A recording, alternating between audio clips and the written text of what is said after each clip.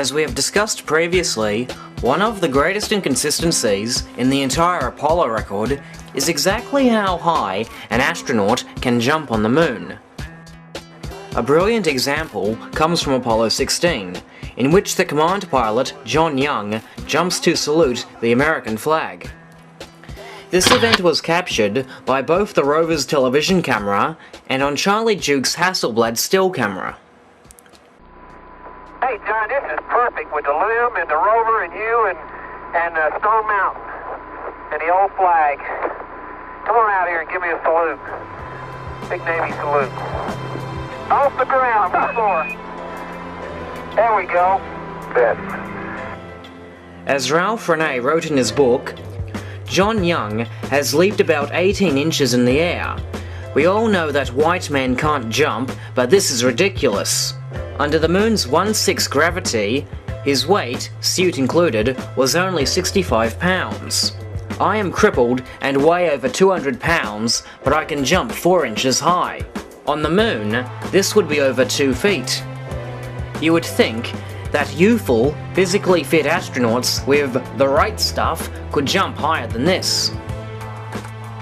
Proper guests, such as Phil Plait and Gavin Stone, will generally argue that the heavy life-supporting backpacks held the astronauts down to the lunar surface, thus preventing them from jumping any higher than they would on Earth.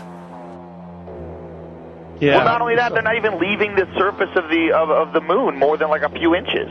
Yeah. They were wearing these big heavy spacesuits, and the backpack, Right. they tried doing some jumps, and they kept falling down, and the problem is, the spacesuit has this big backpack on it, which makes them really off balance, and they kept falling trying to do normal stuff. It was really hard for them to do stuff. This claim has been debunked by the existence of video footage taken during the same mission, in which both astronauts are suddenly able to jump several feet above the ground. Lunar Olympics. Show you what a guy can do. Of course, whenever astronauts made such huge leaps, there was always something partially and conveniently obscuring the view. Yeah, jump flat-footed, straight in the air. 300, about 4 feet. Wow! Charlie, that ain't any fun, is it? That ain't very smart. Well, about 4 feet. But there is another contradictory factor to the heavy backpacks claim. Charlie, Back in the early 1960s, when the Apollo project was well underway, NASA scientists at the Langley Research Center developed a method of training astronauts for walking on the moon. It involved suspending astronauts sideways via wires to relieve them of their weight, and thus simulate the moon's 1/6 gravity conditions.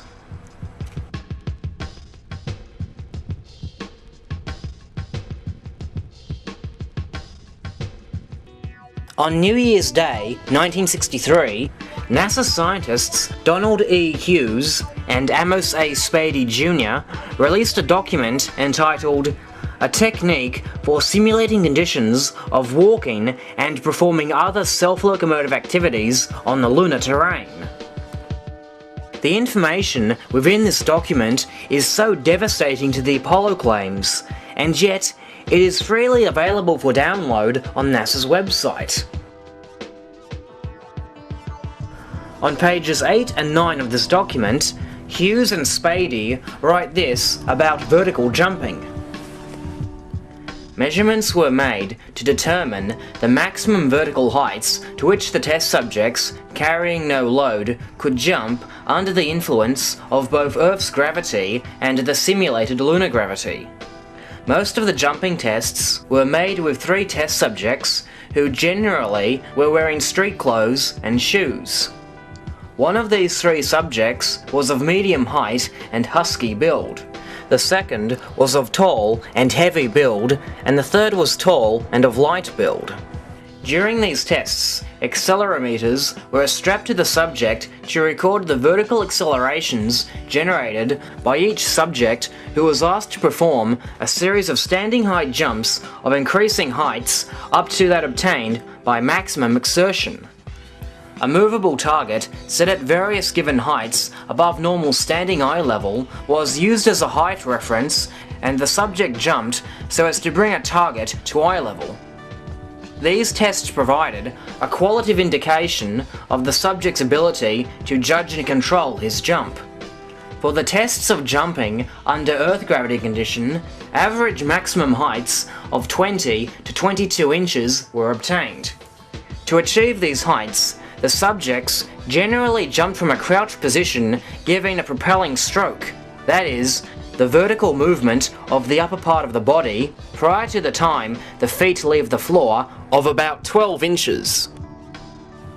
Average maximum heights of 8 to 9 feet were obtained for the lunar gravity condition simulated with the existing equipment. Application of height corrections to account for the gravity gradient produced by the test equipment showed that heights of 12 to 14 feet could be achieved under a condition of constant lunar gravity. A few jumps were made by one of the subjects with a loaded backpack, and although no measurements were taken, the subject's capability was not noticeably impaired by this additional load.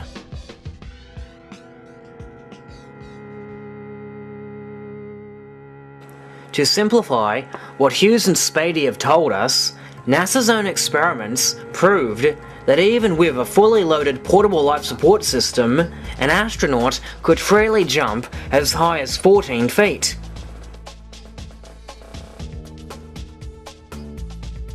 So clearly, the claim that heavy backpacks were preventing astronauts from jumping high is false.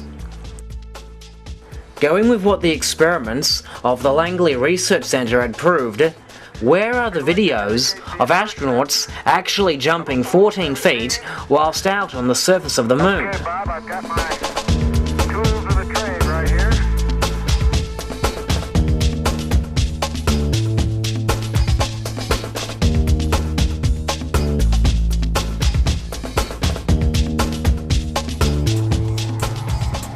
In the hours upon hours of videos, the astronauts never jumped remotely this high unless there was something partially blocking the view.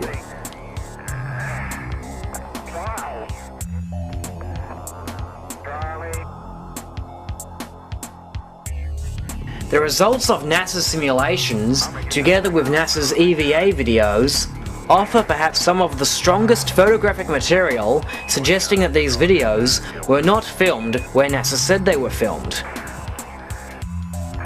We know that the highest the test subjects were able to get under Earth's gravity was 20 to 22 inches above the ground. If we look back to John Young's jump salute, you'll notice that he is only able to jump as high as knee level.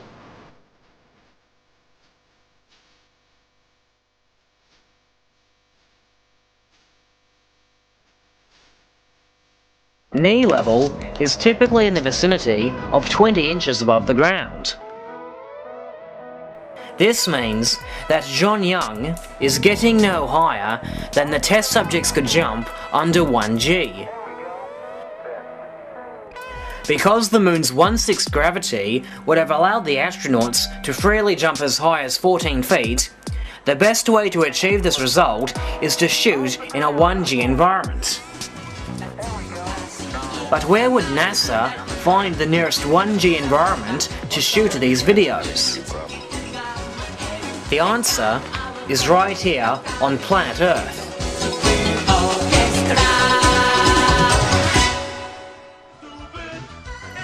Oh yeah, what's that I hear you ask? Why is John Young still falling slowly, even when sped up by 33%? It's quite simple. Wire supports and/or helium balloons usually do the trick.